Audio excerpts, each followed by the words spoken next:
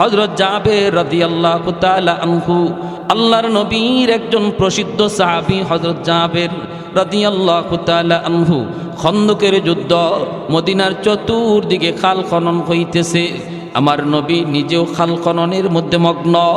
1500 সাহাবায়ে কেরাম নবীর সাথে মদিনার খাল খনন করেন। ওই অবস্থায় হযরত জাবের নবীজির পাশে আইসা দেখেন নবীজির পেট পিঠে লাইগা গেছে, পাথর বেঁধে রাখছেন নবীজি। সোজা হইয়া আমার আপনার নবী দাঁড়াইতে পারেন না, আল্লাহর নবী সোজা হইয়া দাঁড়াইতে পারেন না। পেটের খোদায় জাবের জিজ্ঞেস করেন, নবী গো, ওগো নবী, সোজা হইয়া দাঁড়ান না কেন? নবী বলেন, জাবের, আজ 3 দিন হয়ে যায় নবীর পেটে কিছু নাই, আমি ক্ষুধার্ত, পেটে পাথর বেঁধে রেখেছি রে জাবের, এজন্য আমি সোজা হইয়া দাঁড়াই না। সোজা হইয়া দাঁড়াইলে পাথরটা খুলে পড়ে যায়। জাবের এক দৌড়ে বাড়ি চলে গেলেন, যাইয়া বিবিকে বলতেছেন, বিবি, ও বিবি, ঘরে কিছু আসেনি? আমার নবী, রহমতের নবী, পেটের মধ্যে পাথর বেঁধে রেখেছেন, আমার ঘরে যদি খানা থাকে গো বিবি, আর নবীর পেটে যদি পাথর থাকে, জবাব দিতে পারবো না, মালিকের দরবারে জবাব দিতে পারবো না। যেই নবী রহমতের নবী, যেই নবীর উসিলায় আল্লাহ পাক তোমারে আমারে খাওয়াইতেছে, এই নবী যদি না খায়া থাকে আর তুমি আমি খাই, জবাব দিতে পারবো না। বিবি গো, বলো না ঘরে কিছু আসেনি? বিবি তখনই ডাক দেয়া কয়, স্বামী গ, অল্প কিছু রুটি আর অল্প কিছু গোশত আছে, 4-5 জন মানুষ খাইতে পারবে। তুমি আল্লাহর নবীকে যা দাওয়াত দাও, দুপুর বেলা নবী যেন আমাদের বাড়িতে দাওয়াত রাখেন। জাবের দৌড় দিয়া নবীজির কাছে চলে গেলেন, যায়া নবীকে ডাক দিয়ে বলতেছে, ইয়া রাসূলুল্লাহ, আজ দুপুর বেলা জাবেরের বাড়িতে আপনার দাওয়াত। দিনের নবী, মায়ার নবী, একা একা দাওয়াত খাইতে যাইতে পারেন না। আমার নবী দরদি নবী, উম্মতের দরদি নবী। হঠাৎ করে নবী উঁচা একটা পাথরের উপরে ওইটা নবী এলান দেওয়া শুরু করলেন, সাহাবীরা রে, যে যেখানে কাজের ভিতরে মগ্ন, আর তোমরা সামনে কাজ বাড়ায়ও না, একটা এলান আমার শোনো, তোমাদের ভাই জাবের আজ দুপুর বেলা তোমাদেরকে দাওয়াত করেছি। অথচ জাবের দাওয়াত দিছেন নবীকে একা, আর সাহাবী সংখ্যা হলো 1500, খানা আছে মাত্র 4 জন 5 জনের খানা, নবী দাওয়াত দিয়া দিছেন 1500। জাবেরের চোখগুলা বড় বড় হয়ে গেল, টেনশনে পড়ে গেলেন, টেনশনে পড়ে গেলেন। স্বাভাবিকভাবেই তো টেনশনে পড়ার কথা, আমি দাওয়াত খাওয়াবো 4 জন 5 জন, যদি খবর পাই আসতেছে 1000, তাহলে দাওয়াত বাড়িওয়ালার অবস্থা কি হবে? বাড়িওয়ালার অবস্থা হবে বাড়ি থেকে বাইকে চলে যাওয়া, ঠিক না? বাড়ি থেকে বাইকে চলে যাওয়া, ঘরে তালা দিয়ে চলে যাবে, আমি খাওয়াবো 4 জন 5 জন, আইতেছে 1000, এখন কি করব? আল্লাহর নবী দাওয়াত দিয়ে দিলেন 1500। জাবেরের চোখগুলা বড় বড় হয়ে গেল, দৌড়ে তিনি বাড়িতে চলে আসলেন। আয়েশা বিবিকে ডাক দিয়ে বলতেছেন, বিবি গ, ও বিবি, সর্বনাশ হয়ে গেছে গো বিবি, তুমি তো আমাকে বলেছিলা নবীকে দাওয়াত দিতাম, আমি তো দাওয়াত দিয়েছি, কিন্তু মায়ার নবী তিনি তো একা একা দাওয়াত খাইতে আসতে পারেন না। নবীজির সাহাবী ছিলেন নবীর সাথে 1500, নবী তো 1500 সাহাবীর দাওয়াত দিয়া দিছি। ও বিবি, এখন বলো কি করি, এখন বলো কি করি? হাই হাই হাই হাই, কত বড় পেরেশানি। কিন্তু হযরত জাবের রাদিয়াল্লাহু তাআলা আনহুর বিবি, তিনি কি পরিমাণ বুদ্ধিমতী নারী ছিলেন দেখেন, কি পরিমাণ ইয়াকিন ছিল তাদের আল্লাহ রসুলের প্রতি। বিবি সাহেব বলতেছে, স্বামী গো, ও স্বামী, টেনশন করো কেন, টেনশন করো কেন, একটা কথার জবাব দাও, নবীকে দাওয়াত দিয়েছে কে? হযরত জাবের বলেন, নবীকে দাওয়াত তো আমি দিয়েছি, বিবি সাহেব বলতেছে তো 1400 আর 1500 সাহাবীদেরকে দাওয়াত দিয়েছে কে? জাবের বলেন 1500 সাহাবীকে আমি দেই নেই, দাওয়াত দিয়েছেন মায়ার নবী।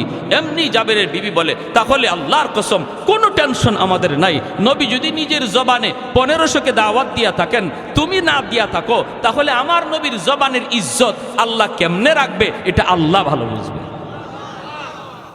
কারণ আশিক আর মাশুকের এখানে খেলা শুরু হয়েছে। নবী হলেন আশিক, আল্লাহ হলেন মাশুক।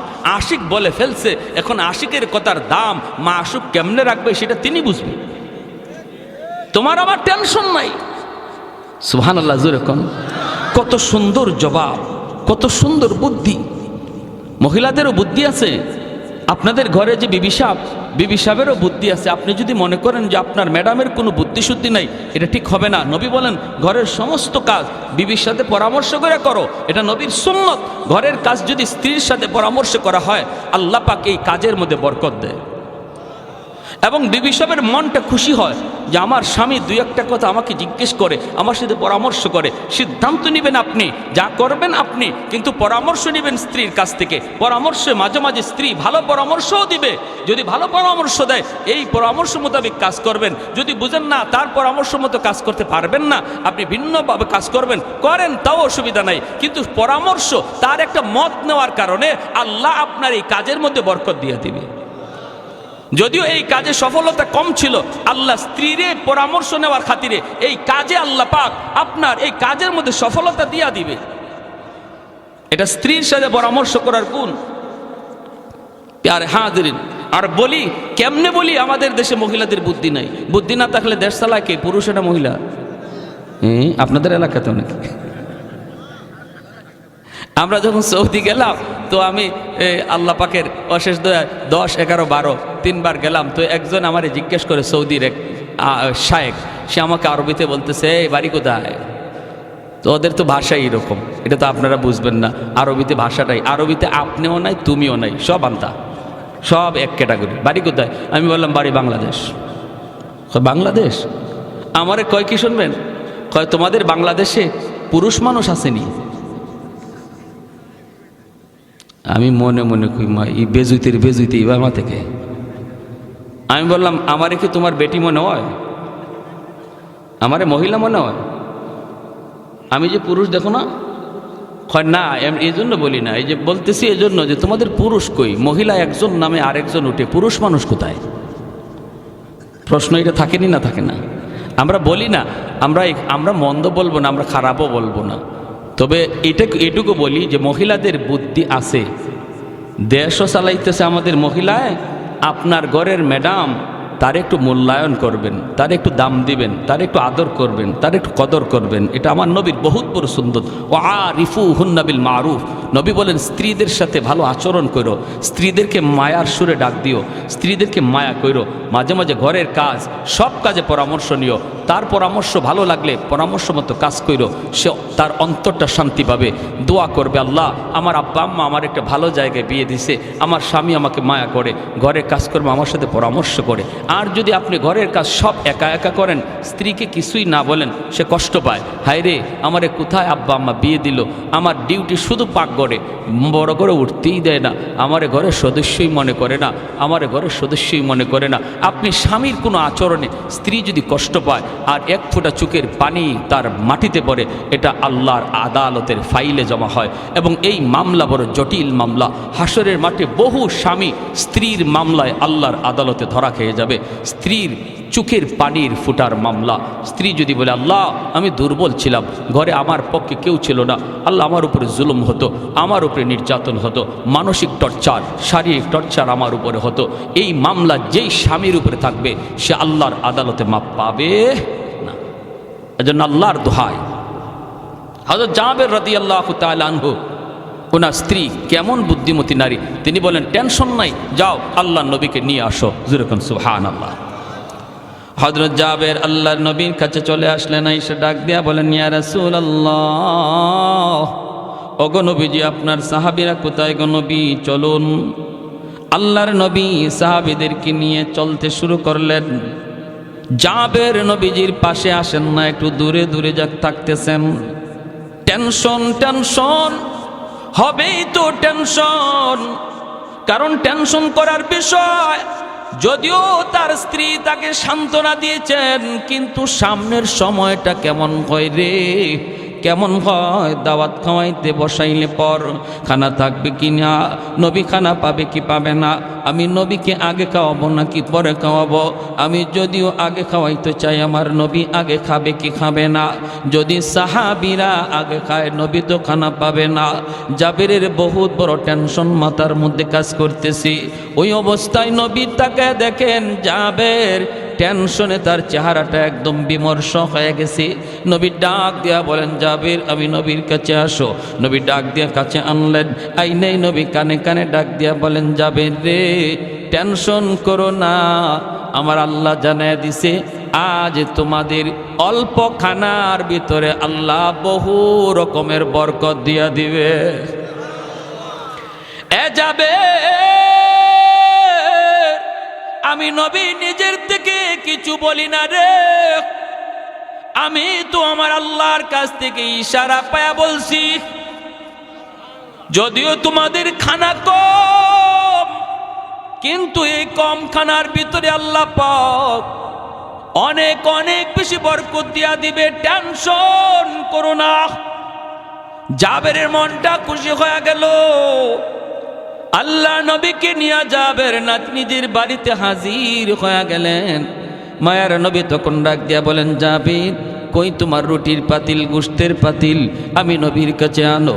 জাবের যখন গোশতের পাতিল, রুটির পাতিল নবীর কাছে আনলেন, নবীজি তখন গোশতের পাতিলের ডাকনা সরাইয়া, রুটির পাতিলের ডাকনা সরাইয়া মুখের একটু পবিত্র লব লাগাইয়া দিলেন, আর ডাকনাটা নবী নিজের হাতেই লাগাইয়া দিলেন।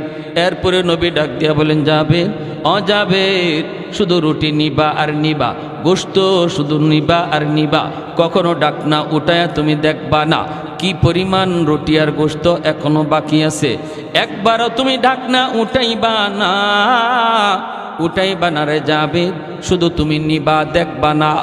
এই বইলা যাবে যেই মাত্র নবীকে বললেন, নবী গো আমার আব্বা আম্মা আপনার উপরে কুরবান, আপনি একটু বসেন গো নবী, আপনি প্রথম চান্সে বসে যান, কারণ আমি আপনাকে দাওয়াত খাওয়ানোর জন্য আয়োজন করেছি। ওগো নবীজি আপনি আগে বসুন। কিন্তু মায়ার নবী বলে, যাবে আমাকে নিয়ে তুমি টেনশন করো না, আজ আমি তোমার বাড়ির মেহমান নই, তোমার বাড়ির মেহমান হলো আমার ১৫০০ সাহাবী।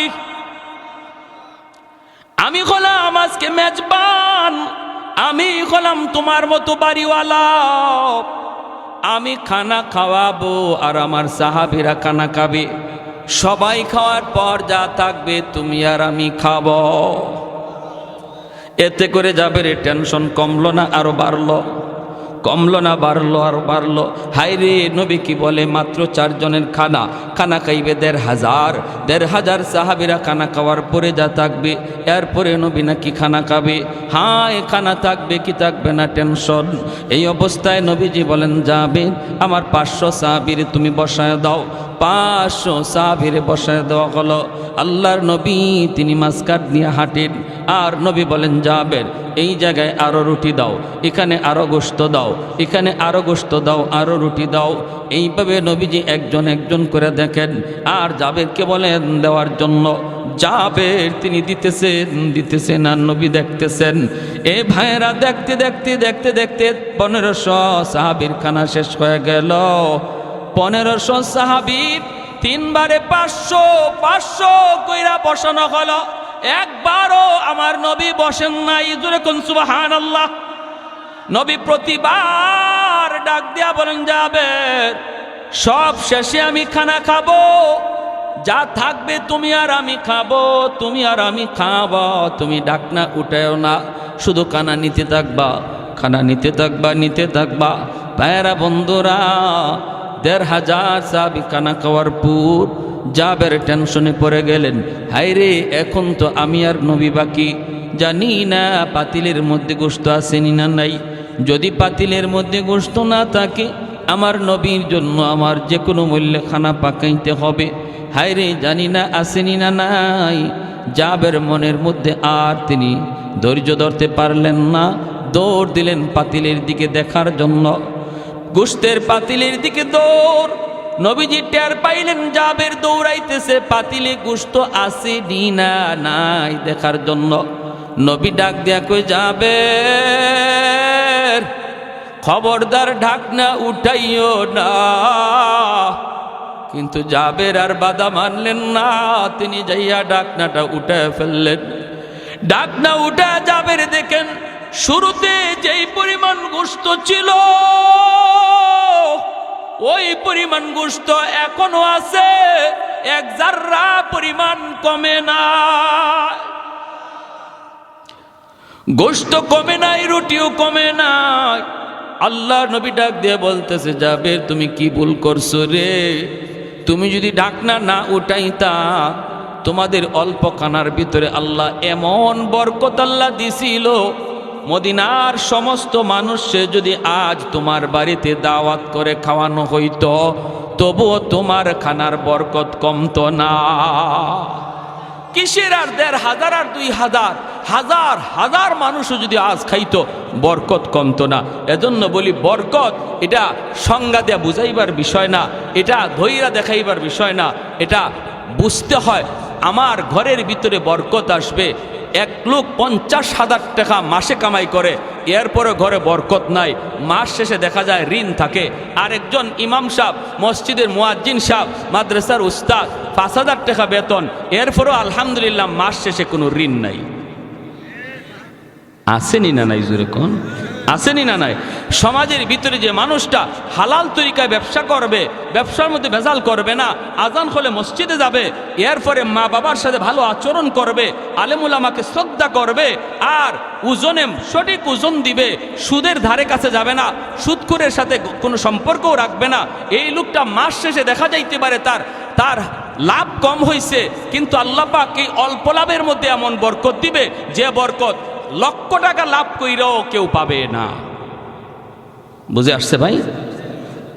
আহা, সমাজে এমন বহু চিত্র আছে, আমরা দেখি লাখ টাকার উপরে মাসে বেতন পায়, ফ্যাক্টরির মালিক করে, চাকরি করে, কিন্তু মাস শেষে দেখা যায় মুদির দোকানে ১০,০০০ ঋণ পড়ে রয়েছে, মাছের দোকানে ৫,০০০ ঋণ, এমনকি সেলুনওয়ালায়ও তার কাছে টাকা পায়।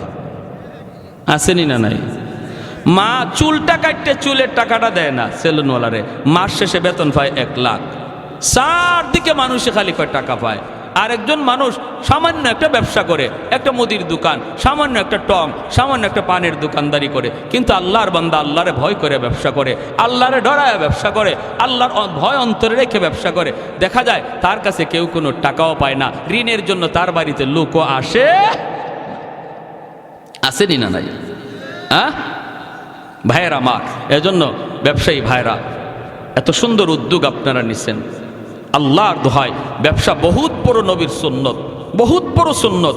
৬০ ভাগ রিজিক নবী বলেন আল্লাহ ব্যবসার মধ্যে রাখছে, আর ৪০ ভাগ রিজিক আল্লাহ বাঁচিয়ে দিছে চাকুরিজীবীর এবং ফসলাদি ক্ষেত খামারের মধ্যে, আর চাকরি বাকরির মধ্যে ৪০ ভাগ, আর ৬০ ভাগ রিজিকই আল্লাহ পাক ব্যবসার মধ্যে দিয়ে দিছে। কোন ব্যবসায়ী? যে ব্যবসায়ী সততার সাথে ব্যবসা করবে, সত্য কথা বলবে, মাপে কম দিবে না, আজান হলে আজানের গুরুত্ব বুঝবে, মা বাবাকে ভালো আচরণ করবে, বাপ মার সাথে ভালো আচরণ করবে। হযরত মূসা আলাইহিস সালামের জমানার একটা ছোট্ট ঘটনা বলে শেষ দিচ্ছি। অসুবিধা হইতেছে আপনাদের? কি ভাই, পিছনে ভাইরা অসুবিধা হইতেছে? ও ভাবি, ও মা, কি রে কি হয়েছে? কই ভাইয়া মইরা গেছে। কেমনে? কয় জানি না, বটগাছের তলে যাওয়া মাত্রই দেখা যায় ভাইয়া মাটিতে পড়ে গেছে। ও আব্বা গো কয়ে ছোট ভাই কাঁদতেছে, বড় ভাই মরা গেছে। ভাবি আইসা স্বামীর লাশের পাশে আইসা ভাবি কাঁদতেছে, এইভাবে তার বাতি যাওয়ায় কাঁদতেছে। সবাই তো কান্দে, বাবাও কান্দে, মায়ও কান্দে। ওই অবস্থায় সে বলতেছে, আব্বা একটু সময় আমাকে দিবানি? কেন? কয় আমি একটু হুজুরের কাছে যাব, মুফতি সাহেবের কাছে, জিন হুজুরের কাছে যাব, যাইয়া হুজুরের কাছে একটু পানি ভরা নিয়ে আসব। আমার মনে হয় ভাইয়ার দম আটকে আছে, এটা মনে হয় কোনো জিন্নাতের কারসাজি, কারণ বট গাছের তলে ঘটনা ঘটছে। আমি একটু পানি ভরা নিয়ে আসি, একটা ফু নিয়ে আসি। বাবাই কইতো বাবা তাড়াতাড়ি যা। ছোট ভাই দৌড় দিছে মাদ্রাসায়। কি আর মাদ্রাসায়, হে তো নিজেই বড় হুজুর। ঘটনা তো হেই ঘটাইছে। কিছু দূর যাইয়াই ফেরত আইছে, আব্বা ফু পায়া গেছি। মুফতি সাহেব হুজুরে এমন এক ফু আমাকে শিখাই দিছে, এমন এক তাবিজ শিখাই দিছে, এমন এক সূরা শিখাই দিছে, আমি খালি বাইয়ারে ফু দিমু আর সাথে সাথে বাইয়া জিতা হয়ে যাব। ফু দেওয়া মাত্রই বাইয়া জিন্দা হয়ে যাবে, জিন্দা, কোনো টেনশন নাই। মুফতি সাহেব কয়ে দিছে। বাবা কইতে তাড়াতাড়ি ফু দে। ছোট ভাই কয় আব্বা ফু দিমু, তবে ফু দেওয়ার আগে একটা শর্ত কয়া দিছে হুজুরে। কয় কি শর্ত? কয় হুজুর বলছে এই ফুটা ভাইয়ারে দেওয়া মাত্রই ভাইয়া জিন্দা হয়ে দাঁড়ায় যাবে, কিন্তু ভাইয়ার গায়ে ফু দেওয়ার আগে একজন জীবিত মানুষের গায়ে ফু দেওয়া লাগবে। আর জীবিত মানুষটা ফু খাইয়া জীবিত থাকতে পারে, মারাও যাইতে পারে। এরপরে যদি ভাইয়ারে ফু দেই ভাইয়া 100% জিন্দা হবে, বিন্দু পরিমাণ সন্দেহ নাই। ও আব্বা, আমার ভাইয়া এত কষ্ট করে সংসার চালাইল, রক্ত পানি কইরা হালাল হারাম না বুঝা কত কিছু কইরা তোমাদেরকে খাওয়াইতেছে, পালতেছে ভাইয়ারে জিন্দা করার জন্য। বাবা গ, তোমার শরীরে ফুটা আমি দিমুনি, তোমার গায়ে আমি ফুটা দিমুনি। তুমি ফু খাইয়া বাঁচতেও পারো, জীবিত থাকতে পারো, তবে জীবিত থাকাটার সম্ভাবনাই বেশি, মারা যাওয়ার সম্ভাবনা খুব কম। ভাইয়ারে বাঁচাইতে আব্বা তোমার গায়ে ফুটা আমি দিমুনি। এমনি বাপে কয় রাখ। হের বউরে ডাক দে, বুঝছেন অবস্থা কি কয়? কয় রাখ। ছোট ভাই আব্বা তুমি যে মরে যাইবা এটা কিন্তু 100% না, সম্ভাবনা আছে, তবে বাইয়া যে জিতা হইব এটা 100%। আব্বা বাইয়ার লাগে কি তুমি এই রিক্সটা লইবা না? কয় রাখ রাখ। এর বউরে ডাক দে, আমি রিক্সে যেতে রাজি না। বাপে কি কয়? আমি রিক্সে যেতে রাজি না, বউরে ডাক দে। হে কানে কানে বাই মরা না জিতা, জোরে কন না, মরা না জিতা। বাপে যে কইছে আমি রিক্স লইতে রাজি না, এই কথা ভাইয়া শুনছেনি? হ্যাঁ, কানে কানে গিয়া কয় ভাইয়া শূন্য, খালি শুন ভাই তুমি। আর হেও আস্তে আস্তে কয় তুই দেখিস ফাঁকি দেনি কেউ আবার গরম পানি ডালে। কয় না না, এই চিন্তা করো না তুমি, আমি আছি, হয়তো খেয়াল রাখে, আমি সব শুনতেছি। বাবি ডাক দিছে, ও বাবি ভাইয়া ভালো হইব। মুফতি সাহেব হুজুর একটা ফু শিখায় দিছে, যদি ফুটা দেই ভাইয়া সরাসরি ভালো হয়ে যাবে, জিতা হয়ে যাবে, আর মরা থাকবে না। কিন্তু বাবি গ, একটা শর্ত আছে গো বাবি, এই ফুটা কিন্তু একজন জীবিত মানুষের গায়ে দেওয়া লাগে। জীবিত মানুষ ফুটা খাইয়া মরতেও পারে, জীবিতও থাকতে পারে, তবে মরবার সম্ভাবনা কম, জীবিত থাকার সম্ভাবনাই বেশি। আব্বারে বলছিলাম ভাইয়ারে জীবিত করার জন্য ফুটা গায়ে দিমুনি, বাবা রাজি হয় নাই, তোমাকে ডাক দিতে বলছে। ও বাবি কত আদর করলো আমার ভাইয়ে গো, ঈদে ঈদে তোমারে শাড়ি কিনা দিল, যখন যা চাইছো তোমারে তা কিনা দেয়, কত স্বর্ণ কত অলংকার কত কিছু করলো, যা আবদার রাখছো সব ভাইয়া তোমারে কিনা দিছে গো বাবি। এই ভাইয়ার জন্য তুমি কি একটু রিক্স লইবানি? তোমার গায়ে আমি একটা ফু দিমুনি, তুমি যে মরবা এটা শিওর না, জীবিত থাকাটার সম্ভাবনাই বেশি। যেই মাত্র ভাবিনি কইছে ভাবি তোমার গায়ে ফু দিমুনি, এমনি ভাবি কয় রাখ, যেখানে আসো সেখানেই থাক, যে মরছে হে ওই মরুক। বুঝছেন অবস্থা? আর মরা বেটায় মনে মনে কয় খারা আমি জিতা হইয়া লই, আমি জিতা হইয়া লই, মরা বেটা ওই মরুক, বুঝাই মো। খানে খানে গিয়া কয় ভাইয়া শুনছনি? কয় শুনছি সব। বাতিজা মেট্রিক পরীক্ষার সময় মোটর সাইকেল চাইছো, ভাইয়া মোটর সাইকেল কিনা দিছে, আইএ পাস করলে তোমাকে প্রাইভেট কার কিনা দিবে, শর্ত লাগাইছে, কত কিছু তোমারে দিছে। মোবাইল চাইছো মোবাইল, টাচ মোবাইল চাইছো টাচ মোবাইল, মোটর সাইকেল চাইছো মোটর সাইকেল, কত কিছু তোমার আব্বাই তোমারে দিছে রে বাতিজা। এই বাবার জন্য তুমি একটু রিক্স লইবানি, তোমার মায় তো রিক্স লয় না, তোমার দাদা লয় না, তুমি একটু রিস্ক লইবানি। এত কষ্ট করে হালাল হারাম কোনো কিছু না বিচার কইরা তোমাদেরকে পালতেছে, দিতেছে, খাওয়াইতেছে। বাতি যায় তখন কয়, চাচা যেখানে আসো সেখানেই তুমি থাকো, আজ থেকে তুমি আমার আব্বা। নাও তখন চাচারই আব্বা ডাকে। এই মরা বেটা হঠাৎ করে জিন্দা হইয়া দিছে দৌড়, এক দৌড়ে মাদ্রাসা গিয়ে ওই বড় হুজুর রেখে, হুজুর মাপ চাই হুজুর, তওবা করান, জীবনে আর সুদের টাকা ঘরে ঢুকাইতাম। আমার বুঝ হয়ে গেছে কার জন্য আমি কি করতেছি। এজন্য আল্লাহ পাক রব্বুল আলামিন কয়, বান্দা তুমি যদি ঈমানের সাথে নেক আমল করো রে, এক নাম্বার পুরস্কার হলো হায়াতান তাইয়্যিবা। পুরস্কারগুলি একটু মনোযোগ দিয়ে শুনুন। এক নম্বর পুরস্কার হলো আল্লাহ পাক বলেন, দুনিয়ার হায়াতের জীবনে আমি আল্লাহ তোমাকে পবিত্র জীবন দান করব, উত্তম রিজিকের ব্যবস্থা করে দিব, তোমার রিজিকের ভিতরে আমি বরকত দিয়ে দিব। সুদের কাছে যাইবা না, মিথ্যা কথা বইলা ব্যবসা করবা না, কম রুজি হবে, ইনকাম তোমার কম হবে, লাভ তোমার কম হবে, কিন্তু আমি আল্লাহ তোমাকে বরকতের জীবন দান করব। কাকরাইল মসজিদের ভিতর ইটালি থেকে জামাত, ওই ইটালির জামাতের মধ্যে এক যুবক মাত্র কালেমা পড়ে মুসলমান হয়েছে। ওই খ্রিস্টান যুবক ছেলেটা একদিন কাকরাইল মসজিদে বয়ান করে আর চোখের পানি জোরে জোরে যুবক কান্দে। যুবক ডাক দিয়ে বলতেছে, ওরে দুনিয়ার মুসলমান, আমি আজ ইসলাম ধর্মের দাওয়াত পেয়েছি, বিদায় মুসলমান হয়েছি, কিন্তু আমার আব্বা ইসলাম ধর্মের দাওয়াত পায় নাই, আমার আম্মা ইসলাম ধর্মের দাওয়াত পায় নাই, বিধায় তারা মুসলমান হতে পারে নাই। আমিও কেমনে মুসলমান হয়েছি? আমি একদিন রাস্তা দিয়ে যাইতেছিলাম, আমি তো দুনিয়ার একটু সুখ শান্তির জন্য, একটু শান্তির জন্য, একটু আরামের জন্য, মনের মধ্যে একটু প্রশান্তির জন্য, অপরাধ জগতের এমন কোনো অপরাধ নাই যেই অপরাধ আমি করি নাই, এমন কোনো গুনাহ নাই যেই গুনাহ আমি করি না। বলুন তো, গুনাহ করলে পরে অন্তরে শান্তি বাড়ে না অশান্তি বাড়ে? গুনার বদ আসর হলো একটা গুনাহ করার পর আরেকটা গুনাহ করানোর জন্য শয়তান আপনাকে উদ্বুদ্ধ করবে আর বলবে, তুই এই গুনাহটা করছু, আরেকটা গুনাহ তুই কর, অন্তরের ভিতরে শান্তি পাবি। একটা গুনাহ করার পর আরেকটা গুনাহ শয়তান তারে করায় অন্তরে শান্তি মিলার জন্য, কিন্তু না, দ্বিতীয় গুনাহটা করার পর তার অশান্তি আগের চেয়ে ডাবল হয়ে যায়, আরেকটা গুনাহ করার পর আবার ডাবল হয়ে যায়।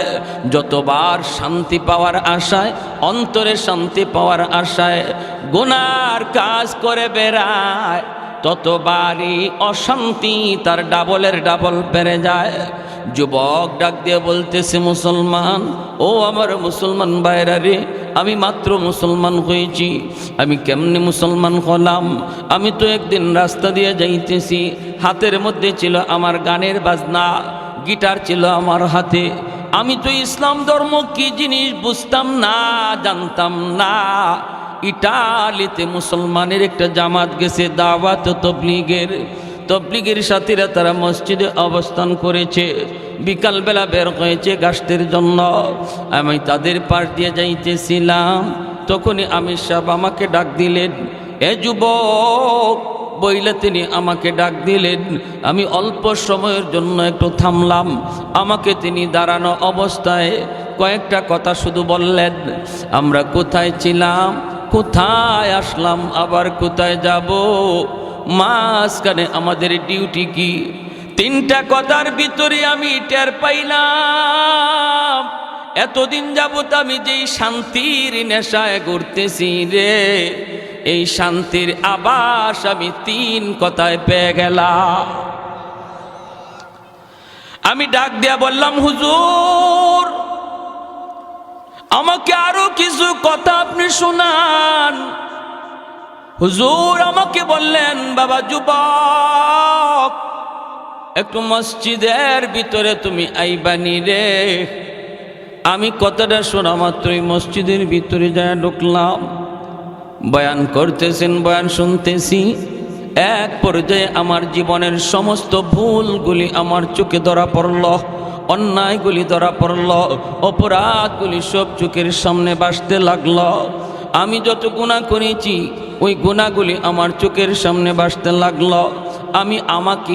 আমি আমাকেই তিরস্কার দিতে লাগলাম। এক পর্যায়ে চোখের পানি ভাসাইয়া আমি হুজুরের হাত ধরে বলি, হুজুর, আমি যেই শান্তির আশায় ঘুরতেছি, শান্তি পাই না, সেই শান্তি এখন আমার কলিজায় আমি অনুভব করতেছি। আমাকে আপনি আর দেরি করবেন না, এই মুহূর্তে কালেমা পড়া মুসলমান বানায় দেন। বিবি সাহেব আমাকে ফোন দিল, স্বামী, ও স্বামী কোথায়? আমি বললাম, বিবি আমি তো মসজিদের ভিতরে। আল্লাহু আকবার জোরে খান। বিবি সেও তো খ্রিস্টান, মসজিদের ভিতরে। স্বামী এই কথা শোনার পর খ্রিস্টান মেয়েটা অবাক হয়ে গেল, ডাক দিয়ে বলতেছে, স্বামী গো, তুমি মসজিদের ভিতরে কেন গিয়েছ? যুবক কান্দের বলে আমি কাঁদতেছি আর বলতেছি, বিবি গ, ও বিবি, আমি সত্য ধর্মের সন্ধান পেয়ে গেছি, আমি সত্য নবীকে পায়া গেছি। আমি এতদিন অন্ধকারে ছিলাম, আমি যে শান্তির আশা দিক দিগন্তে মন যেভাবে চায় সেভাবে দৌড়ায়, শান্তি আমার হৃদয়ে আর পাই না। এই শান্তির সাক্ষাৎ আমি পেয়ে গেছি। আমি শান্তির ধর্ম গ্রহণ করে নিয়েছি। ঘর ধর্মের নাম হলো ইসলাম। এমন এক ধর্ম গ্রহণ করেছি গো বিবি, যেই ধর্মের কালেমার ওজন 7 আসমান 7 জমিনের চেয়েও অনেক ভারী। বিবি সাহেব ডাক দিয়ে বলতেছে, স্বামী গো, ও স্বামী, তাহলে এখন আমি কি করব? স্বামী বলতেছে, বিবি গো, আমিও তোমাকে কালেমার দাওয়াত দিয়ে দিলাম। আমি মুসলমান হয়েছি, হইয়াই আমি তোমাকে সর্বপ্রথম ইসলামের দাওয়াত দিলাম। বিবি বলতেছে, স্বামী গো, আমি ইসলাম ধর্ম গ্রহণ করব, কোনো অসুবিধা নাই, বিন্দু পরিমাণ দেরি করব না। কিন্তু তুমি যে বলেছ ইসলাম ধর্ম, এই ধর্মের কালেমার ওজন 7 আসমান 7 জমিনের চেয়েও অনেক ভারী। এই কথাটা আমাকে একটু বুঝাইতে হবে, আমাকে তুমি এই কথাটা একটু বুঝাইতে হবে। বিবি ডাক দিয়ে কয়, আমি একটা দাড়ি পাল্লা হাজির করব। এই দাড়ি পাল্লার এক পাল্লার মধ্যে তুমি কালেমা কাগজে লিখে নিয়ে আসবা। এই কাগজে লিখা কালেমা এক পাল্লার মধ্যে রাখব, আর এক পাল্লায় 7 আসমান 7 জমিন লাগবে না। আমাদেরকে আল্লাহ যে একটা সন্তান দিয়েছে, এই ছোট্ট মানিকটারে এক পাল্লায় রাখব। যদি তোমার কালেমার পাল্লা ভারী হয়, আমি কথা দিলাম কালেমা পড়ে মুসলমান হয়ে যাব। আর একটু জোরে সুবহানাল্লাহ। যুবক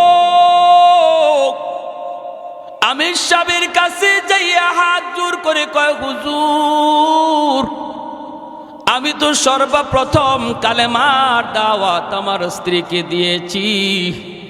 আমার স্ত্রী সে কালেমা গ্রহণ করবে গো, কিন্তু শর্ত যা আরোপ করেছে, এই শর্তের ব্যাপারে আমি কিছু জানি না।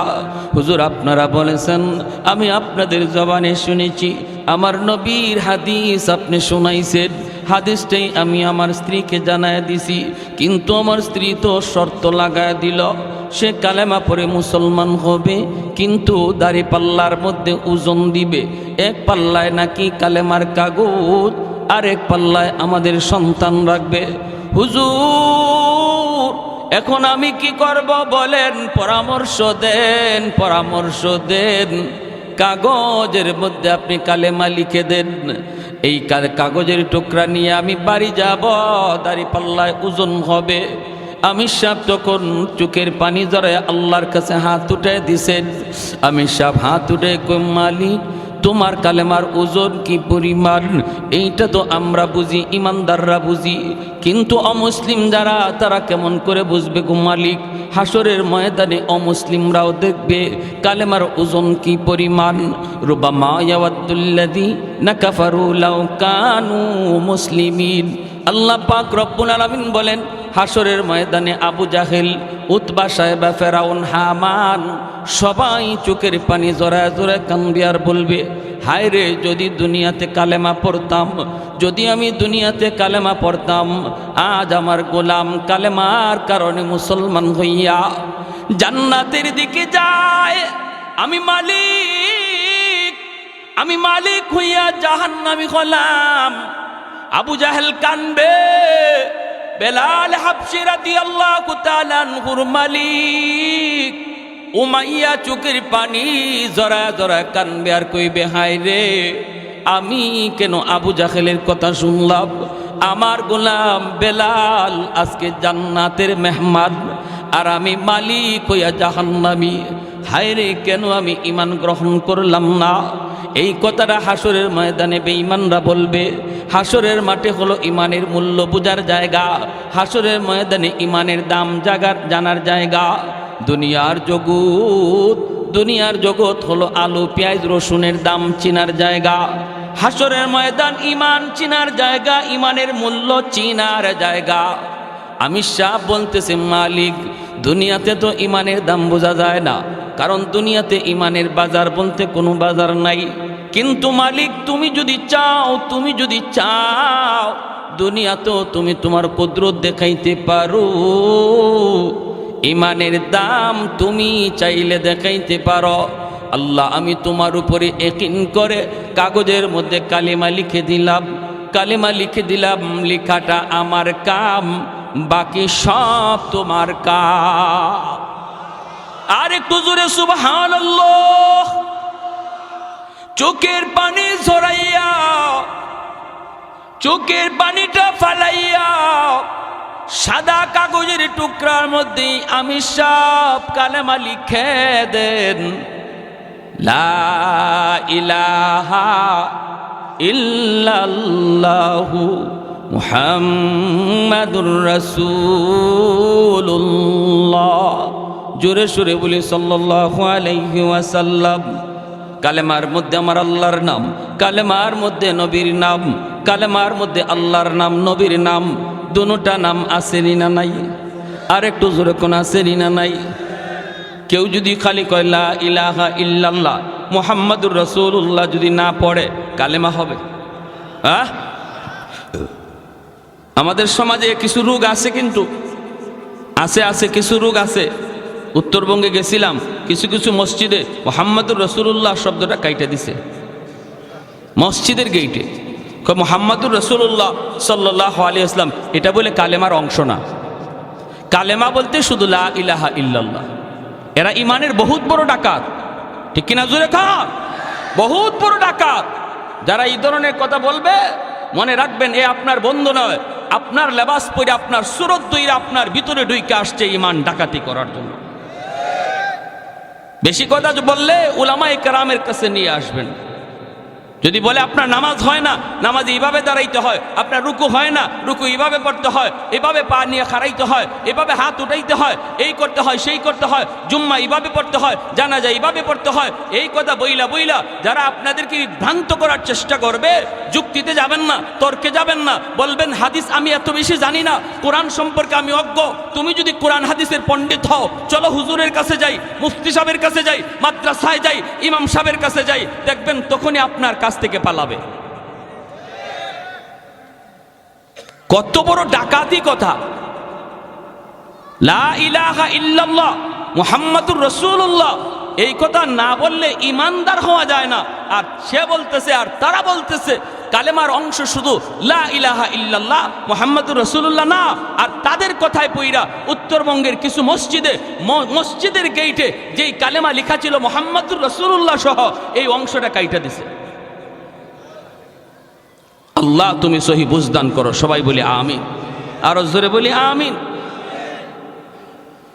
আমার ভাইয়েরা, বন্ধুরা, যুবক, এই কথা বলতেই আমির সাহেব কাগজের মধ্যে তিনি এই কালেমা লিখে দিলেন।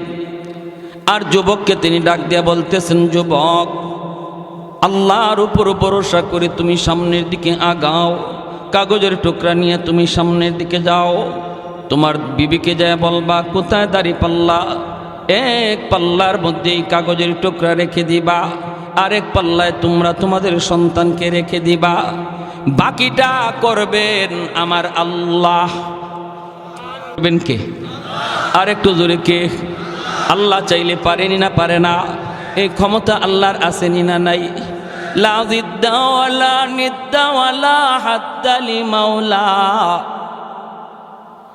লা জিদ্দা ওয়ালা নিদ্দা ওয়ালা হাদ্দা লিমাওলা, আল আনা কামা কানা ওয়ালাম ইয়ালকা জাওয়ালা, আল আনা কামা কানা ওয়ালাম ইয়ালকা জাওয়ালা, লা মিসলা ওয়ালা সাওয়ারা মিসলা ওয়া নাযীরা, মান ক্বালা সিওয়া যালিকা ক্বাদ ক্বালা মুহালা, মান ক্বালা সিওয়া যালিকা ক্বাদ ক্বালা মুহালা, লা ওয়ালদা ওয়ালা ওয়ালিদা লা আম্মা ওয়া খালা, লা শিবহা ওয়ালা মিসলা ওয়ালা কুফুয়া লিমাওলা। আল্লাহর বান্দা যুবক কাগজের টুকরা নিয়ে বাড়ির দিকে রওনা দিল। দিলটা নরম করে কথাগুলি শুনো রে আল্লাহর বান্দা। এরে যুবক, তোমার মতো একজন যুবকের ঘটনা বলতেছি। দেখো না কত যুবক যৌবনে কবরে চলে গেল, কত যুবক খেলার সাথে আজকে কবরে শুয়ে রইল, লেখাপড়ার সাথে আজকে কবরে চলে গেল। একটু দিলটারে বুঝাও বুঝাও, আর কত গুনার দিকে দৌড়াইবা। তোমার মতো একজন যুবকের ঘটনা বলতেছি। আল্লাহ তারে যৌবনী অলির খাতায় নাম লেখায় দিছে। যৌবনকালেই তারে আল্লাহ পাক সঠিক পথে ফিরে আনছে। দিলের ভিতরে কান্না ছিল, দিলের ভিতরে শান্তি পাওয়ার আশা তার ছিল। আল্লাহ পাককে পাওয়ার তালাশ, অন্তরের শান্তি পাওয়ার নেশায় ঘুরতেছে সঠিক পথ যুবক খুঁজতেছে। যুবক, তোমার অন্তরেও যদি আল্লাহ পাওয়ার ইচ্ছা জাগে, তোমার অন্তরেও যদি অন্তরে প্রশান্তি পাওয়ার জন্য ইরাদা থাকে, তুমিও যদি তালাশ করো, আল্লাহ তোমাকে পথ দেখায় দিবে। ঠিক কিনা জোরে কর। কিন্তু অন্তরের ভিতরে এই তালাশ লাগবে, অন্তরের ভিতরে তলব লাগবে। তলব, অন্তরে যদি তলব থাকে আল্লাহ রাস্তা বের করা দেয়। আর আমি যেই পথে চলতেছি এই পথেই চলি, ঘুরে তাকাই না। ভুল পথে চললাম না সঠিক পথে চললাম কোনো খবর নাই। মানুষ যদি আমাকে জিজ্ঞেস করে কই যাইবা, আমি বলি ঢাকা। একজনে যদি কয় এটা তো ঢাকার কোনো গাড়ি না, এই গাড়িটা হলো চিটাগাং যাওয়ার গাড়ি, এই গাড়ি হলো ময়মনসিংহ যাওয়ার গাড়ি, তুমি ঢাকার গাড়িতে উঠো নাই। যেই যুবক সত্যি সে ঢাকা যাওয়ার ইরাদা করে, গাড়ি থেকে নামবে, ঢাকার গাড়িতে যা উঠবে, গন্তব্যে পৌঁছে যাবে। আমাদের সবের বাড়ি হলো জান্নাত। জান্নাতের গাড়িতে উঠার জন্য সবাই চেষ্টা আছি রে ভাই। কিছু ভাইয়েরা জাহান্নামের গাড়িতে উঠে বসা রইছে। আমি আপনি যাই ডাক দিয়া বলতেছি, ভাই এটা জান্নাতে যাওয়ার গাড়ি না, এটা জাহান্নামের গাড়িতে ভুলে উঠে গেছ। কিছু আল্লাহর বান্দা কথাটা শোনার পর গাড়ি থেকে নামে, জান্নাতের গাড়িতে বসে জান্নাতে চলে যায়। আর কিছু মানুষ আছে এমন কয়, না আমি নামবো না, নামবো না, তোমার কথায় আমি নামবো না, আমি কম বুঝি না, আমি ভালো করে বুঝে শুনে গাড়িতে উঠছি, আমাকে বুঝানো লাগবে না। এই বইলে যদি সে গাড়িতে না নামে, গাড়িতেই বসা থাকে, বলুন তো তার ঢাকা যাওয়া হবে নি? আল্লাহর বান্দা, ওই যুবক বাড়ির দিকে রওনা দেয়, চোখ দিয়ে দর দর করে পানি পড়ে। আর যুবক কান্দে আর কয়, মালিক আমি তো তোমাকে চিনছি, তোমার সত্য ধর্মের সন্ধানও পেয়েছি, নবীকেও চিনতে পেরেছি গো মালিক। কিন্তু আমি যাকে নিয়ে সংসার করব, আমার বিবি, তারও আমি জান্নাতি বানাইতে চাই। সে তো ভুল গাড়িতে উঠে বসা আছে। আল্লাহ, আমি তারে বোঝানো মাত্রই সে যেন গাড়ি থেকে নামে, আমার মতো জান্নাতের গাড়িতে যেন উঠতে পারে। এই বইলা যুবক কান্না করে করে বাড়িতে রওনা দেয়। কাগজের মধ্যে আমার আল্লাহর নাম, কাগজের মধ্যে আমার আপনার নবীর নাম। এই কালেমার কাগজ নিয়ে বাড়ির দিকে যায়, চোখ দিয়া দর দর করে যুবকের পানি পড়ে। আল্লাহ পাকের কুদরতের খেলা শুরু হয়ে গেছে। আল্লাহ পাক কুদরত দেখায় না, মাঝে মাঝে আল্লাহ দেখায়, ঠিক না? বাড়ির কাছে যে ডাক দেয়, বিবি, ও বিবি, কই তোমার দাড়ি পাল্লা? কোথায় আমাদের সন্তান? দাড়ি পাল্লা হাজির করা হয়। বিবি দাড়ি পাল্লা হাজির করে সন্তানটারে কোলে নিয়ে ঘর থেকে বের হয়। যুবকের চোখে পানি, ডাক দিয়ে বলতেছে, বিবি গো, কই তোমার দাড়ি পাল্লা? কই এই যে দাড়ি পাল্লা, বসাও এক পাল্লায় আমাদের সন্তান। বিবি সাহেব ডাক দিয়ে কই, স্বামী গো, কই তোমার কালেমার কাগজ? এত ছোট একটা কালেমার কাগজ পকেট থেকে বের কইরা। যুবক কই, এই কাগজের টুকরাটা আমি এক পাল্লায় রাখব। বিবি মুস্কি মুস্কি হাসি আর কই, স্বামী গো, তোমার মাথা বুঝি নষ্ট হয়ে গেল?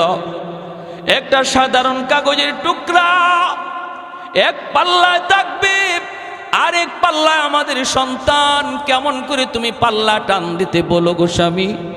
স্বামী তখন চোখের পানি জড়ায় কয়ে, বিবি গো, ও বিবি, মনে রাখো, আমি কোনো জানতেন ধর্ম গ্রহণ করি নাই।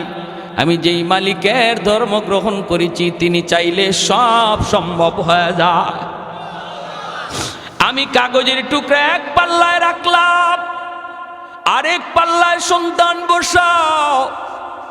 পাল্লা আমি টান দিব না, আমি টান দিব না। রশি দইরা পাল্লা তুমি নিজেই টান দাও। বিবি সাহেব নিজেই পাল্লা টান দেয়, পাল্লা টান দেয়। যেই মাত্র পাল্লাটা টান দিয়ে উপরে উঠেছে, আল্লাহু আকবার, আল্লাহু আকবার। কালেমার কাগজের পাল্লা মাটিতেই বসা, উপরে উঠে না। আর বাচ্চার পাল্লাটা হালকা হইয়া উপরে উঠে যায়। আর একটু জোরে কন্যা সুবহানাল্লাহ, আল্লাহু আকবার। আল্লাহ চাইলে পারেনি না পারে না? এই ক্ষমতা আল্লাহর আছে না নাই? কাদিরে কুদরত দারি বর কামাল, কাদিরে কুদরত দারি বর কামাল। আনতা রব্বি আনতা হাসবি দুল জালাল, আনতা রব্বি আনতা হাসবি দুল জালাল। এজন্য বলতেছি আমার ভাইরা, আল্লাহ পাক রব্বুল আলামিন এই আয়াতের ভিতরে দুইটা পুরস্কারের ওয়াদা করতে যায়। এক নম্বরই তিনি বলেছেন, নির্বেজাল ইমানের মালিক হও। বেজাল্লা ইমান নিয়া কখনো আমি আল্লাহর পুরস্কার পাবা না। এক নাম্বার শর্ত হলো ইমান রে নির্বেজাল বানাও।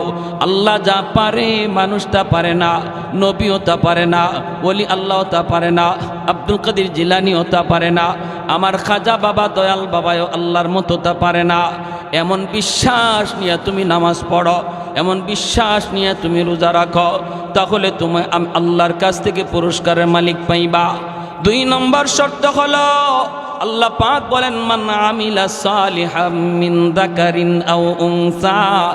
দুই নম্বর শর্ত আল্লাহ পাক বলেন, রে বান্দা, তুমি যদি খাঁটি মুমিন হও, দুই নম্বর হলো তোমার আমলটারে তুমি আমলে সালেহ বানাও, নেক আমলের অধিকারী হও। শুধুমাত্র আমল নয়, নেক আমলের অংশীদার, নেক আমলওয়ালা তুমি হওয়া লাগবে। আমল যদি নেক আমল বানাইতে হয়, প্রতিটা আমল তখনই নেক আমল হয় যখন নবীর তরিকায় করা হয়। নামাজটা আমার তখনই নেক আমল যখন নামাজ আমার নবীর তরিকা মতো আমি আদায় করব। জিকিরটা তখনই নেক আমল হবে যখন জিকিরটা নবীর তরিকা মতো করব। রোজা তখনই নেক আমল হবে যখন নবীর তরিকা মতো করব। ভাইয়েরা বন্ধুরা মনে রাখবা, ব্যবসাটাও তোমার আমার জীবনের নেক আমল। যদি ব্যবসাটাও নবীর তরিকায় করতে পারি, বলুন তো নবীর তরিকায় ব্যবসা করার সিস্টেম কি? নবীর তরিকায় ব্যবসা করার তরিকা হলো, ব্যবসায় মিথ্যা কথা বলা যাবে। আর একটু জোরে, 1000 টাকা দিয়া কিনছে মাত্র 700 টাকা দিয়া কাস্টমারের কাছে বিক্রি করব। তখন কয় 1000 টাকা দিয়া কিনছি, কিনছে 700 টাকা দিয়ে, 600 টাকা দিয়ে, 1000 টাকা বলার কারণে ব্যবসাটা হালাল হলো না হারাম? মিথ্যা বলার কারণে ব্যবসা হারাম। অথচ ব্যবসা করা বহুত বড় সুন্নত। আমার নবী নিজে ব্যবসা করেছেন, সমস্ত নবীগণ ব্যবসা করেছেন। ব্যবসার মধ্যে আল্লাহ পাক 60 ভাগ রিজিক আল্লাহ রেখে দিয়েছে। সুবহানাল্লাহ, 60 ভাগ রিজিক আল্লাহ ব্যবসার মধ্যে রাখছে। এজন্য ব্যবসা করা বহুত বড় সুন্নত। আত্তাজিরু সাদুকুল আমিন, নবী বলেন যারা সত্যবাদী ব্যবসায়ী হয়, সততার সাথে যারা ব্যবসা করে, তারা আমি নবীর সাথে জান্নাতে থাকবে। আল্লাহর বান্দা মিথ্যা কথা বলে না, মাপে কম দেয় না, বেজাল জিনিসকে ভালো জিনিস বইলা বিক্রি করে না। মালের ভিতরে যদি কোনো বেজাল থাকে, বেজালটা দেখায় বেছে, এই যে দেখেন আমার মালে এই ত্রুটি আছে, এই দোষ আছে, এজন্য আমার মালের দাম এত। এই কথাটা বইলা যখন আল্লাহর বান্দা ব্যবসাটা করলো, ফজর থেকে নিয়ে জোহর পর্যন্ত এই তরিকায় ব্যবসা করে, আসরের জোহরের আজান হলে পরে আবার মসজিদে চলে যায়।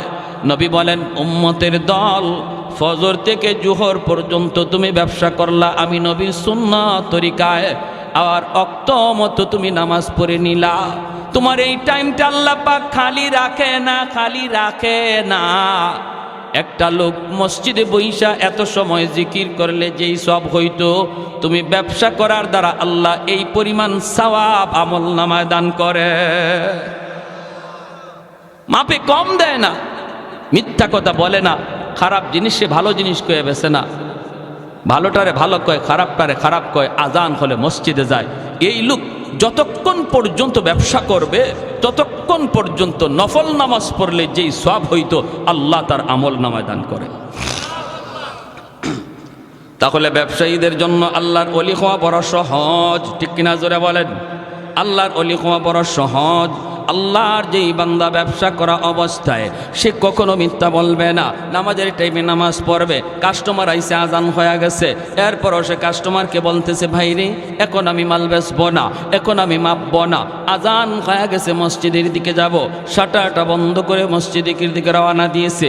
অনেক সময় ইবলিস শয়তান আজান হলে পরে আপনার দোকানে কাস্টমার পাঠায় দিবে, ইবলিস নিজেই মানুষের সুরত ধরে আসবে আপনার মসজিদের জামাত তরক করানোর জন্য।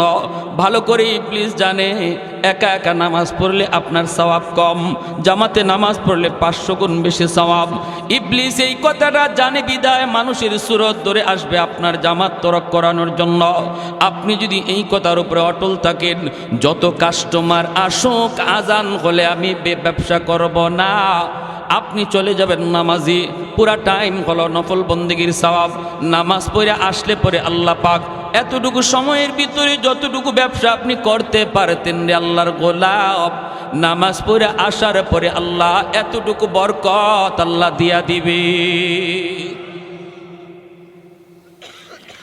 ভাইরা আমার, এজন্য বলুন ব্যবসা আমরা সত্য কথা বইলা করব না মিথ্যা?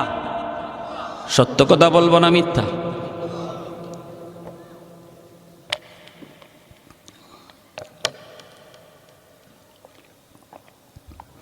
দেখতেছি আমার ব্যবসায়ী ভাইদের উদ্যোগে প্রোগ্রাম, তাহলে ব্যবসার ব্যাপারে কিছু কথা বলা দরকার আছে নি না নাই?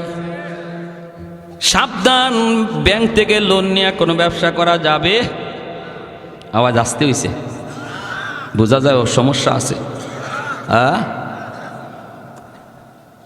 ব্যাংক থেকে টাকা নিয়ে সুদে টাকা নিয়ে ব্যবসা করলেন, গোড়াতেই গন্ডগোল, ঠিক না?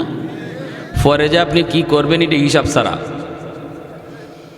পরে যে আপনি কই পর্যন্ত দৌড় দিবেন আপনার ধরাও যাবে না, কারণ গোড়াতেই গন্ডগোল লাগাই দিছেন, গোড়াতে আপনি সুদে টাকা আনছেন, ঠিক কিনা?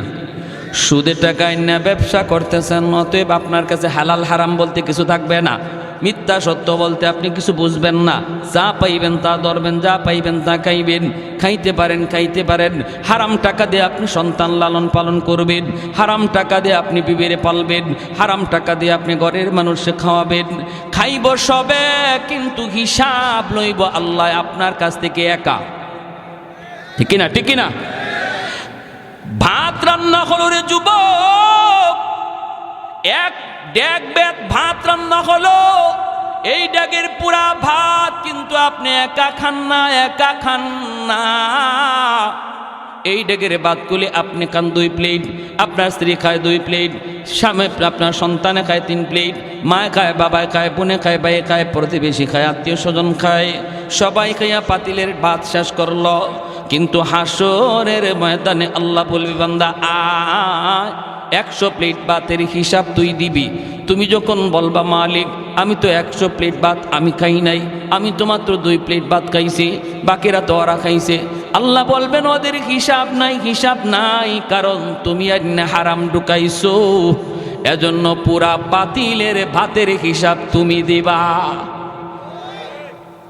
খাইব সবে, হিসাব দিব আমি একা, এটা জানার পরেও যে হারাম ঘরে ঢুকায় সে বুদ্ধিমান না বোকা? আর একটু জোরে কোন। সবাই খাইলো, হিসাব দিব আমি একা। মুসা আলাইহিস সালাম কয় আল্লাহ জান্নাতে বন্ধু হবে কে? আল্লাহ কয় বাজারে যাও, গিয়া দেখো গোশত বেচে কসাই, এই কসাই হলো জান্নাতে তোমার বন্ধু। সুবহানাল্লাহ কইতেন না? জলিলুল কদর পয়গম্বর মুসা কালিমুল্লাহ 3000 বার যিনি জমিনে বৈশা আল্লাহর সাথে কথা বলছেন, সেই মুসা নবী কয় আল্লাহ জান্নাতে বন্ধুকে হবে, সাথীকে হবে? আল্লাহ বলে বাজারের কসাই। মুসা নবী রওনা দিয়া দিছেন ওই কসাইকে দেখার জন্য। সুরত নবীর সুরত চিনে না, মুসা নবীর সে কোনোদিন দেখে নাই। মুসা নবী আল্লাহর কাছ থেকে ঠিকানা লয়ে এলিছে, আল্লাহ কোন বাজারের কোন কসাই, অমুক বাজার অমুক কসাই। তিনি চলে আসছেন কসাইয়ের কাছে, সাধারণ মানুষের বেশ ধরে বলতেছেন, ভাইয়া আজ আমি আপনার বাড়ি মেহমান হতে চাই, আমাকে নেবেন? কয় ঠিক আছে, অসুবিধা নেই, চলেন, এটা তো আমার খুশনসিব। কারো বাড়িতে যদি মেহমান যায় তাহলে মনে রাখবেন, মুসা নবী একদিন জিজ্ঞেস করেছিলেন, আল্লাহ তুমি যদি কারো উপরে খুশি হও তখন তুমি তার উপরে যে খুশি এটার আলামত কি? আল্লাহ বলে তার বাড়িতে আমি মেহমান পাঠাই। আরো আসতে কোন সুবহানাল্লাহ। আল্লাহ তুমি কারো উপরে খুশি, এর আলামত কি, এর লক্ষণ কি? আল্লাহ বলে আমি তার বাড়িতে মেহমান পাঠাই। যার বাড়িতে মেহমান পাঠাই বুঝবা আমি আল্লাহ তারে ভালোবাসি, আমি তার উপরে খুশি। জানতেন কথা নয়, মেহমানদারি করা। এজন্য মেহমান আসলে মন খারাপ করবেন না, মেহমান বরকত লয়ে আসে, রহমত লয়ে আসে। মেহমানের কদর করা। মান আরাদা আইয়াবসুতার রিজকা ফালইউকরিম দাইফা। নবী বলেন তুমি যদি তোমার রিজিকের মধ্যে বরকত চাও, রিজিকের মধ্যে প্রশস্ততা চাও, তুমি যদি আরো বেশি রিজিক চাও, মেহমানের কদর করো, বেশি বেশি মেহমানদারি করো, আল্লাহ রিজিক বাড়ায় দিবে। সুবহানাল্লাহ জোরে কোন। আর আমরা মেহমান আসলে পরে মাঝে মাঝে মন খারাপ করি, ঠিক না? তবে আলহামদুলিল্লাহ গরিবের বাড়িতে মেহমান গেলে পরে গরিব কষ্ট পায় না, গরিব খুশি হয়। গরিবের বাড়ির ধনী লোক গেলে পরে গরিব খুব খুশি হয়, কিন্তু ধনীর বাড়ির গরিব গেলে ধনী মন খারাপ করে। কথাটা মনে হয় ঠিক বললাম না নাকি? ঠিক ঠিক। গরিবের বাড়িতে ধনী লোক গেলে গরিব খুব খুশি হয়, হাতির পা পড়ছে, কি খুশি, কি খাওয়াইব কি না। কিন্তু এই গরিব লোকটাই যদি ওই ধনী লোকের বাড়িতে যায় সে মন খারাপ করে। মনে রাখবেন, ভালো করে ইয়াদ রাখবেন, আল্লাহ রাব্বুল আলামিন বলছেন, মুসা আমার যে বান্দার উপরে আমি আল্লাহ খুশি এর আলামত হলো আমি তার বাড়িতে মেহমান পাঠাই। মুসা নবী বলেন আমি তোমার বাড়িতে মেহমান হতে চাই। কসাই বলে আসেন হুজুর, আসেন।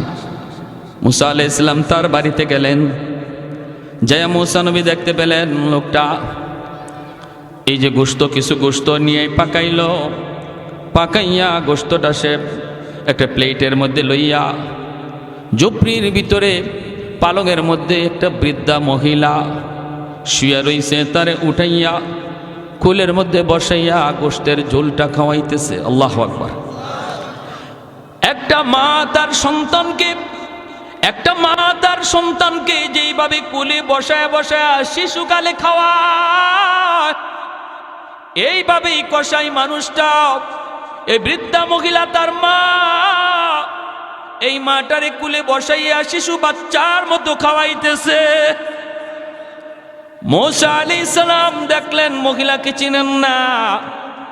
আল্লাহর পয়গম্বর জিজ্ঞেস করেন, ভাই এই মহিলা কে, কি তার পরিচয়? আর বীর করে কি যেন বলল, কি বলল? লোকটায় কয়, ভাই আপনাকে চিনি না, আপনি আমার বাড়ির মুসাফির, মেহমান। ইনি আমার মা। অনেকদিন যাবত আমার মা বিছানায়, আমি বাজার থেকে আইসা এই গোশত আমি পাকাইয়া আমার বাচ্চাগুলিরে আগে খাওয়াই না, আমি ওই খানাটা সবার আগে আমার মারে আমি খাওয়াই। বাচ্চাগুলি ক্ষুধার যন্ত্রণায় যদি ছটফট করে তবুও বাচ্চাদেরকে আগে দেই না, সবার আগে আমি আমার মারে খাওয়াই। মারে খাওয়ানোর পর যেই খানাটা থাকে সেটা আমি আমার বাচ্চাদেরকে দেই। কয় বুঝলাম তো, কিন্তু ইনি কি দোয়া করলেন? কয় আমার মা প্রতিদিন খানা খাওয়ানোর সময় দুইটা দোয়া করে, আল্লাহ আমার সন্তানরে দুনিয়াতে তুমি রিজিকের ভিতরে বরকত দিও। আর একটা দোয়া করে, আল্লাহ আমার এই সন্তানকে জান্নাতে মুসা নবীর বন্ধু বানায় দিও। ভাই মুসাফির, আমার মার দুটা দোয়ার একটা দোয়া কবুল হয়ে গেছে। আমি দিন দিন আমার ব্যবসার ভিতরে বরকত পাইতেছি। যেরকম সুবহানাল্লাহ। আমি ব্যবসা করি কিন্তু মার সেবা বাবার সেবা করি। আমার মারে কষ্ট দেই না, বাবারে কষ্ট দেই না। মা অন্তর থেকে দোয়া করে, বাবা অন্তর থেকে দোয়া করে। এজন্য ব্যবসার ভিতরে আল্লাহ দিন বদিন আমার তরক্কি উন্নতি দান করেছে। আরেকটা দোয়া মার কবুল হলো কিনা আমি জানি না। জান্নাতে মুসা নবীর সাথে আমার বন্ধুত্ব হবে কিনা আমি জানি না। এইবার মুসা নবী চুগের পানিটা সাইরা কয়, ভাই রে, এ ভাই আমার পরিচয়টা তুমি জেনে নাও। আমি কোনো অচেনা মুসাফির নয়, আমি হলাম আল্লাহর পয়গম্বর মুসা কালিমুল্লাহ। তোমার আম্মার দ্বিতীয় দোয়াটাও কবুল হয়ে গেছে। সুবহানাল্লাহ। দুইটা দোয়ার প্রথম দোয়া তো কবুল হয়েছে, তুমি দেখছো। দ্বিতীয় দোয়াটাও কবুল হয়ে গেছে। আমি আল্লাহকে জানতে চাইছিলাম, মালিক জান্নাতে বন্ধু কে হবে? আল্লাহ তোমার কথা বইলা দিছে, অতএব তোমার মার দ্বিতীয় দোয়াটাও কবুল। জান্নাতে তুমি আমার বন্ধু হবে। এজন্য বলি যুবক, ব্যবসা বাণিজ্য করো, মারে কষ্ট দিও না, বাবারে কষ্ট দিও না। আল্লাহ ব্যবসার মধ্যে দিন দিন উন্নতি দান করবে। কারণ বাপ মা হলো পাওয়ার হাউস। বাপ মার দোয়া যদি অন্তরে থাকে, সন্তানের দুনিয়ার জিন্দিগি আল্লাহ পাক বরকত দিয়ে ভরপুর করে দেয়। দিন বদিন আল্লাহ তারে আগায় নেয়। আর দুনিয়াতে যদি বাপ মার বদদোয়া থাকে রে যুবক, যত উন্নতি তুমি দেখো, কিন্তু তুমি দেখতেছো আগাও, মূলত তুমি পিছাও। তুমি দেখতেছো তুমি আগাও, আর আল্লাহ দেখে তুমি পিছাও। লেখাপড়ার উন্নতি পাবা না যদি মার দোয়া না থাকে, বাবার দোয়া না থাকে। বাইজিদ বুস্তামি ছোট্ট বালক, মায় পানি চাইছে, পানি লইয়া আসতে আসতে মা ঘুমায় গেছে। শেষ রাত পর্যন্ত মার মাথার পাশে ছোট্ট বালক বাইজিদ মাথার পাশে গ্লাসে পানি নিয়ে দাঁড়ানো, সারা রাত পড়তেছে বাইজিদ, কালকে পরীক্ষা। কিন্তু পড়ালেখা বাদ দিয়া মার মাথার পাশে গ্লাসে পানি নিয়ে বাইজিদ দাঁড়ানো। শেষ সাথে মার ঘুম ভাঙলো, দেখে ছোট্ট বাবু বাইজিদ মাথার পাশে দাঁড়ায় শীতে কাঁপতেছে। মা উইটে কই, বাবা তুমি এখানে শীতে দাঁড়ায় কি করো? আম্মা পানি লইয়া আইতে আইতে তুমি ঘুমায় গেছ। মা কই, বাবা ডাক দিলি না? বাইজিদ কান্দে, মা গো ডাক দিলে তোমার ঘুম ভাঙবে, তোমার কষ্ট হবে, এজন্য আমি ডাক দেই নাই। আমি মাথার পাশে গ্লাসে পানি নিয়ে দাঁড়ায় রইছি। আমার আম্মার যখন নিজের ইচ্ছায় ঘুম ভাঙবে, আবার আমি তারে পানি দেব। সাথে সাথে মা টান দিয়ে বুকে জড়ায় হাত দুইটা বাড়ায় দিছে। আল্লাহ, আমার এত ছোট বাচ্চা এতটা মায়ের খেয়াল রাখলো, আমি মায়ের এতটা খেয়াল রাখলো। আল্লাহ তোমার দরবারে হাত দুইটা বাড়াইছি, আমার বাইজিদরে দেওয়ার মতো আমি মার হাতে কিছুই নাই, আছে শুধু দুইটা হাত। তোমার দরবারে দুইটা হাত বাড়াইলাম। জগতের ওলি বানাইলে আমি মা খুশি না, সমস্ত ওলিদের সর্দার বানায় দিও। সাথে সাথে আল্লাহ কবুল করে নিছে। খালি অলি না, জগতের সর্দার বানাই দিছে, অলিদের সর্দার। এজন্য যুবক, পড়ালেখায় যদি উন্নতি চাও, মার কথা মাইনা চলল, বাবার কথা মাইনা চলল। বাপ মা কোনোদিন তোমার ক্ষতি চায় না, খারাপ চায় না। যখন যা কয় রে যুবক, তোমার ভালোর জন্য কয়।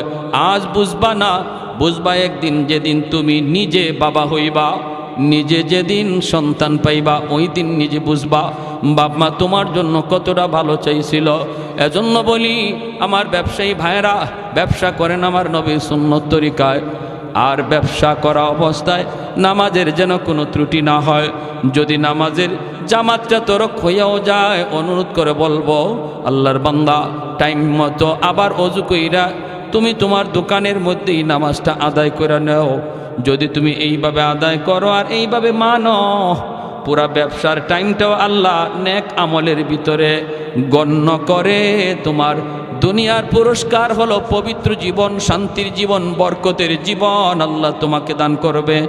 আর পরকালের জীবনের পুরস্কার হলো আল্লাহ তোমাকে জান্নাতের মেহমান বানাবে।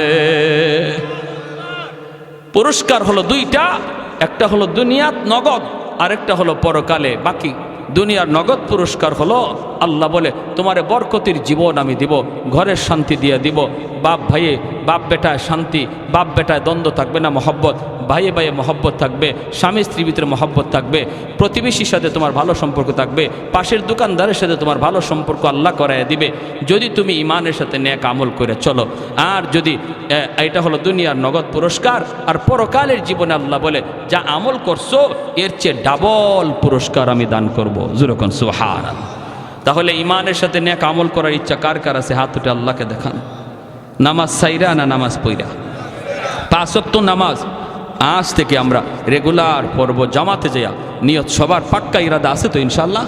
আল্লাহ তুমি দেখতেছো মালিক, আমাদের প্রতিটা হাতকে তুমি কবুল করো। আল্লাহ জানি না কার কোন দিন মালাকুল মৌতের সাথে দেখা হয়। আল্লাহ আমরা আজ সবাই পাক্কা ইরাদা করলাম, যা ভুল করেছি মালিক আর করব না। সামনের জীবনটা তোমার মর্জি মতো চলার তৌফিক দান করো। আর একটু জোরে বলেন আমিন। ওয়া আখির দাওয়ানা আনিল হামদুলিল্লাহি রাব্বিল আলামিন। দুরূদ শরীফ পড়ি। আল্লাহুম্মা সাল্লি আলা মুহাম্মদ ওয়া আলা আলি মুহাম্মদ কামা সাল্লাই